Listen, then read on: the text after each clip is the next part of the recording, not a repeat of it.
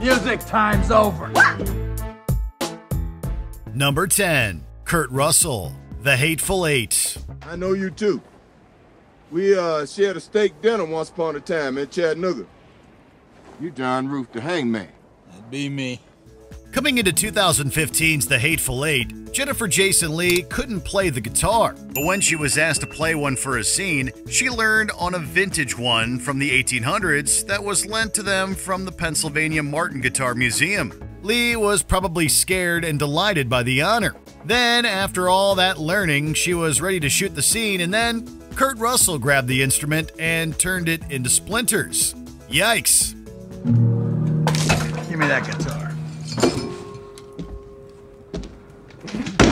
Music time's over.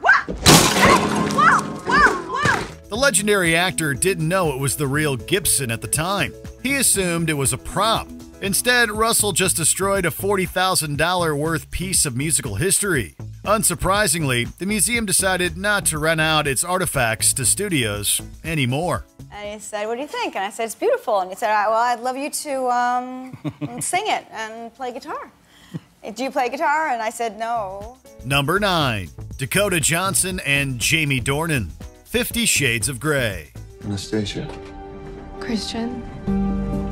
2015's 50 Shades of Grey launched a franchise, giving Dakota Johnson and Jamie Dornan their big breaks. As such, you might assume that they look back fondly on the experience. Some parts maybe, others not so much. And of course, we're referring to the explicit scenes. Johnson spoke about how tedious filming those moments were, and that she and Dornan spent hours simulating the adult act, being very bored. Other times, Johnson found the experience awkward. I told you, I don't sleep with anyone. Can we negotiate? Dornan has also described shooting those scenes as uncomfortable and had to apologize to Johnson regularly. In 2022, Johnson spoke candidly about the chaos behind the scenes as source author E.L. James meddled in the production, changing the film she had first agreed to. Years after her breakout role in the first film in the trilogy, 50 Shades of Grey, Dakota confesses she, quote, signed up to do a very different version of the film we ended up making. Number 8. Jessica Alba, Fantastic Four, Rise of the Silver Surfer.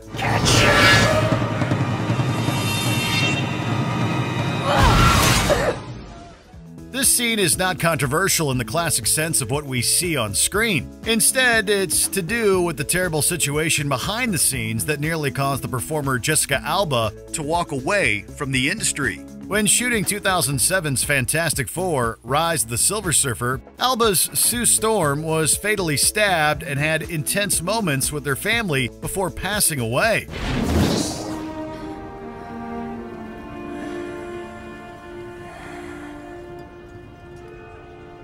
According to the actor, the director Tim Story told Alba that her acting was too realistic and asked her to be prettier when she cries. Yikes, misogyny. Story then asked her to make her face flat and they'll add in tears with CGI. Yep, that's what an actor wants. Not to act, but let a computer do it.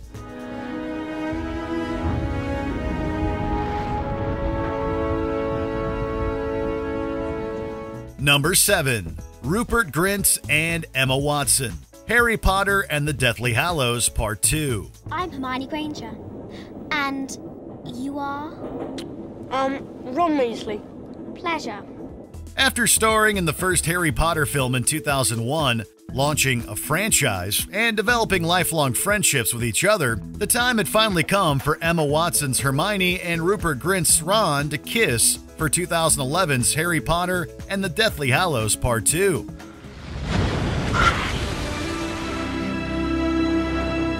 And both performers hated it. On top of having a bucket of water chucked at them just before, the duo felt more like relatives after growing up together. So you can imagine playing tonsil hockey would be pretty awkward with that perception. And it probably didn't help that the cast, crew, and Daniel Radcliffe, for some reason, were really eager to be on set to watch the smooch be recorded. I did not make this better because I've been told significantly that I was just being an absolute dick about this and was like, I'm gonna come on set and watch you guys kiss. Number 6. Jenny Agutter, Walkabout. Are we superheroes? I don't know. I hope so. So do I. Known today for her work on the TV show Call the Midwife back in 1971, Jenny Agutter was in the film Walkabout, that's often considered a must-watch production by critics. Playing the lead in the Australian-based flick, several scenes involved Agutter going au naturel as director Nicholas Roeg wanted to create a Garden of Eden imagery. It is the Garden of Eden. It is being able to go back. It is, you know, before one says, you know, why am I naked? It is that time when everything is open and it's beautiful. It should be beautiful. The problem, especially today, was that Agutter had just turned 16 during filming. The actor has stated she doesn't regret the scene per se. Instead, Agutter views it as the innocent depiction of being clothesless. But she does regret social media jumping on the moments and turning them into a darker, seedier aspect than the original intention. Put your shirt on. Divide 37.3. He hasn't got his shirt on. He hasn't got a shirt. He can have mine. Number 5. Seth Rogen, the 40-year-old virgin. You know how I know you're gay? How do you know I'm gay? Because you macrameed yourself a pair of jean shorts. In recent years, there are probably a few movies Seth Rogen regrets, mostly the ones involving the controversial James Franco. But a particular scene from one of his most famous roles has haunted him, that being from 2005's The 40-Year-Old Virgin.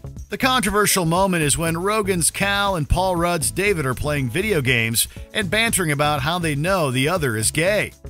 In an interview with GQ in 2019, Rogen mentioned that people who had seen the scene had spoken to him and stated it made them feel terrible as everyone laughed at it in the cinema. This resonated with the actor as it's the last thing he wanted. Know why you're gay? Because you like Asia. You guys cool it with the gay. Number 4. George Reeves, Superman and the Mole Men. Don't even try to get in there, Benson. Dr. Reed's in charge tonight. He's left orders that no one's to be admitted. After Superman burst onto the live-action landscape in 1948, George Reeves was handed the titular role in 1951's Superman and the Mole Men. And even back then, apparently, kids tried to replicate what they saw on the screen. In the film, Supes is shot by a baddie, but of course, it does no damage. Obviously, none of you can be trusted with guns, so I'm going to take them away from you.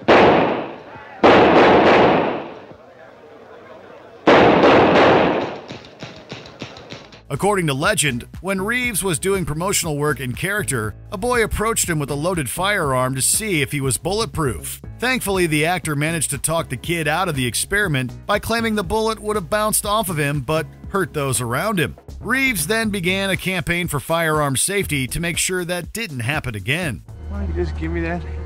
Just hand me that. For 1 minute. Number 3. Elliot Page, Juno. That ain't no Etch-a-Sketch. This is one doodle that can't be undid, Holmes Gillett.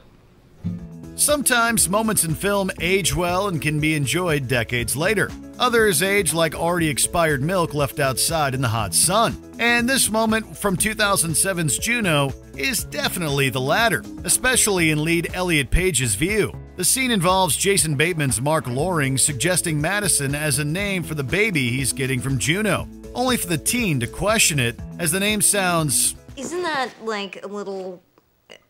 gay? Page said in interviews that the comment didn't register at the time, but looking back at it and other films he loved, many were littered with homophobia, transphobia, and biphobia. Page wanted to do better. When he's since done script readings for Juno, Page has skipped over the uncomfortable line. You're mad. Why are you mad? I'm mad? I'm in a great mood. Number 2. Jim Carrey, Kick-Ass 2. Okay, well, when I found you guys online, you were all swapping these awesome origin stories. I mean, Colonel, you're ex-mafia, for Christ's sake. Yo, don't take the Lord's name in vain. Following in the footsteps of its predecessor, 2013's Kick-Ass 2 was an action-packed flick that pushed its violence to the forefront. And for some, it was too much, including one of its stars, Jim Carrey. Playing Sal Bertolini, also known as the bat-wielding vigilante Colonel Stars and Stripes, he had some pretty intense scenes, especially his demise at Mother Russia's hands. This is how you thought you'd die, Sal? Dressed like an idiot?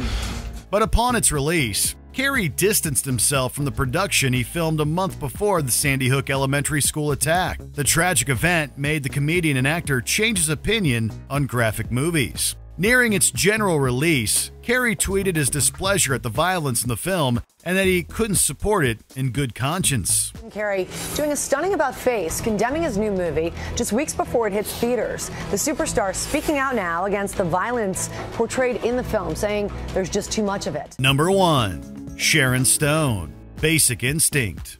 Why did you think I wouldn't want one? I told him you wouldn't want to hide. I have nothing to hide. One gesture in one film scene has overshadowed Sharon Stone's career for decades, and all because of a massive lie.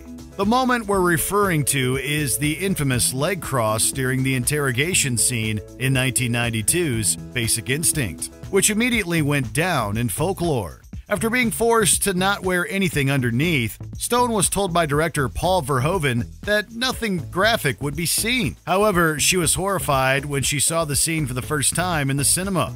On top of telling Verhoeven he should have shown her the incident privately to check if it was okay, Stone slapped Verhoeven for his deception. In 2021, the actor continued her opposition by slating the anniversary director's XXX cut of Basic Instinct. That's pretty cold, ain't it, lady? I'm a writer. I use people for what I write. Let the world beware. Did you enjoy this video? Check out these other clips from Watch Mojo, and be sure to subscribe and ring the bell to be notified about our latest videos.